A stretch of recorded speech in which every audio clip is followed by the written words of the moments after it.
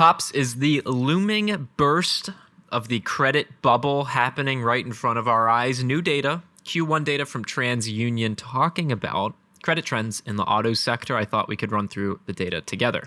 Well, absolutely. And you, Bubble Boy, are on to another bubble. We've left the car bubble, and now we're going to the finance bubble.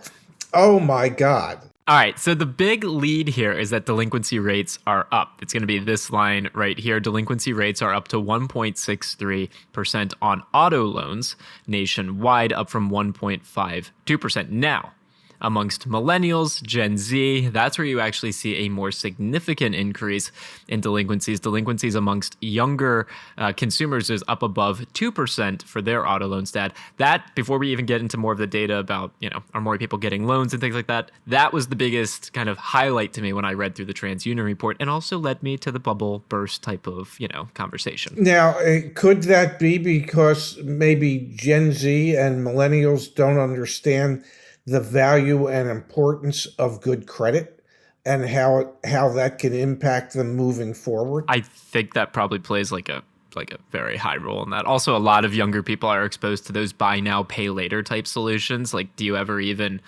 pay for things? You're just always doing everything on credit. I think there's a lot of that going on. And maybe wages aren't keeping up, and with inflation and the cost of food and gas, they're finding it that they have to make choices, and some of these are uncomfortable choices. And typically, Zach, these delinquencies where people fall 60 days or more behind on their loans, those folks never catch back up. Okay, at a certain point, they just say, "I'm never going to get even. The hell with this," and 60 days becomes 90, and 90 days becomes 120 days, and either the banks are going to come up with some forbearance program, or they're going to start repossessing cars. And according to some of the folks in our community, they're starting to see more and more repossessions show up at the auctions. So I think we're starting to see the banks are saying, guess what? No more forgiveness for the time being. Let's cut our losses now while we can, why these cars are worth more than they've ever been worth. There was a long period of forgiveness. Pops, I want to turn our attention to this slide that TransUnion put out about length of term for financing. The headline here, share of longer loan terms, 84 plus months for new and 72 plus months for used, continue to climb in Q4 of 2021. Dad, the end of last year, 18% of new vehicles financed were on 84-month terms. 9% of used vehicles financed were on 84-month terms. That's incredible when you think, Dad, when you started in the business, what was the longest loan term you could get 40 years ago? Maybe 36 months. Maybe 36 I mean, months. most people it was like a 2-year loan, a 24-month loan, and in unusual cases, you might go to 36 months. The majority of consumers are financing for 72 months, whether it's a new car or a used car. And we've seen the amount that they're financing increase significantly, while the interest rate that they're paying has increased as well. That's a recipe for delinquency, quite frankly, isn't it? And the other D word, disaster. Thinking about getting an extended warranty? Go to joinyaa.com and check out our pricing there. There's no obligation, no spam, no robocalls. YAA for your extended warranty.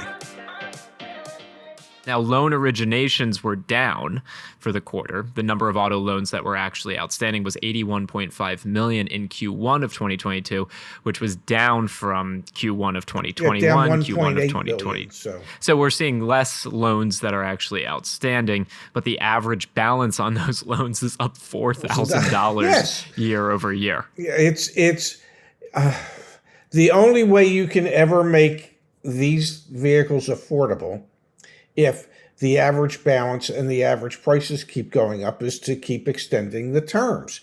And 84 months is, I believe that's 7 years that you're committing to. And the amount of interest that you're going to pay back over 7 years is frighteningly large if you were to really look at it. If we could as a people become more financially attuned to what all this means, then perhaps we would start putting money away now for when we want to buy a car 3 years from now. So if you have a car payment right now of $550, send $550 to the bank, take another $150 and put it into a specialized savings account for your next car. And at that rate, in 3 years, you'll have $5,200, if I can do the math real quick, that you could utilize as a down payment so that you don't have to finance for 84 months. Or maybe you only finance for 72 or 66 or 60 months. In the world that I came from, if you financed a car for 60 months, you had to go about 50 to 54 months into that loan before you would be at an equity or break-even point. And what I mean by a break-even point is what the car was worth was equal to what was still owed. And that was 4.5 years into a 5-year loan. Think about it. If you're on a 7-year loan and you've got to go, 6 years, 6.5 years into that loan before you're at a break-even point, you're underwater for way too long. We need to rethink how we do some of these things. All right, one other thing from the TransUnion data set I wanted to bring up, Dad. Headline of this slide was the risk profile of mainstream EV buyers is very similar to that of luxury buyers. We talk a lot, especially with gas prices continuing to increase, about EVs, hybrid powertrains. They are for an elite class of consumer. They are not mainstream. The price point isn't mainstream, and the accessibility for those vehicles is not for mainstream buyers. You can see here, Dad, that the EV mainstream type of purchase has a 59% super prime credit rating. There you have 59% it. super prime. Yes. Like the people who can afford and to buy those more future forward thinking vehicles that might have a lower cost of ownership. It's the elites. That's who can afford it. Well, if your average EV is around $60,000, then the average person can't afford that. And that's at the same time, Dad, that the average used car monthly payment has gone up about 18% year over year, and the average new car payment has gone up 10% year over year. So you've got these fancy schmancy EVs out there that get better fuel efficiency, lower cost to own, and the wealthy can afford them. And then everyone else is paying 10 to 20% more to go try and buy a Nissan Versa that they can't even find. Or they're paying $2.25 or whatever it is to use the metro or the bus. in places where they have that as an option. Yes. Yeah, absolutely. Yes.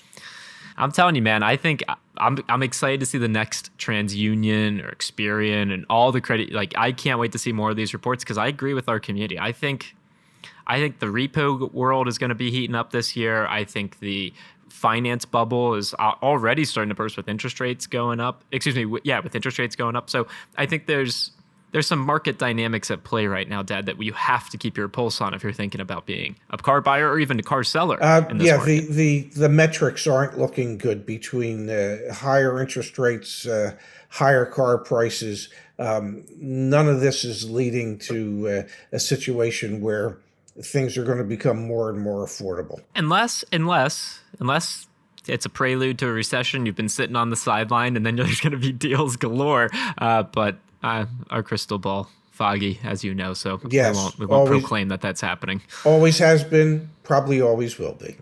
Thank you, Pops. Thank you.